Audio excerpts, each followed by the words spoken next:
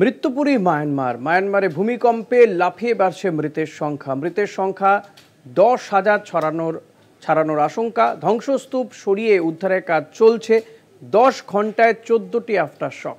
মায়ানমারে ভূমিকম্পে 334টি পরমাণু বোমার সমান শক্তি নির্গত হয়েছে, যার ফলে আফটার শক চলতে পারে কয়েক মাস পর্যন্ত, জানিয়েছেন আমেরিকার ভূবিজ্ঞানী জেস ফিনিক্স।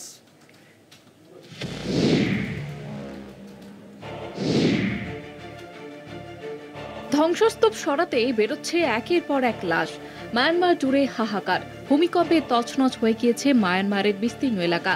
মৃতের সংখ্যা 1644 ছাড়িয়েছে। আহত প্রায় 3500 মানুষ। এখনো অনেকের খোঁজ মেলেনি। ধ্বংসস্তূপ সরিয়ে উদ্ধার কাজ চলছে। অনেকেই এখনো ধ্বংসস্তূপে আটকে রয়েছেন বলে মনে করা হচ্ছে, ফলে মৃতের সংখ্যা আরও বাড়তে পারে। মায়ানমারের দ্বিতীয় বৃহত্তম শহর মান্দালয় ভূমিকম্পে বিপুল ক্ষতিগ্রস্ত হয়েছে। বহু বাড়ি, মসজিদ এবং অন্যান্য ভবন ধূলিসাৎ হয়ে গিয়েছে।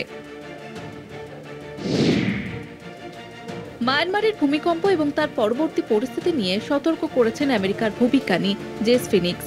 একটি সাক্ষাৎকারে তিনি জানিয়েছেন, মায়ানমারের ভূমিকম্পে 334টি পরমাণু বোমার সমান শক্তি নির্গত হয়েছে। আফটার শক চলতে পারে কয়েক মাস পর্যন্ত।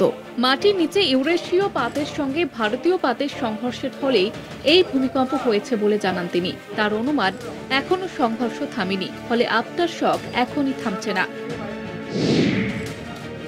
শুক্রবারের ভূমিকম্পে থাইল্যান্ডের রাজধানী ব্যাংককেও ক্ষয়ক্ষতি হয়েছে।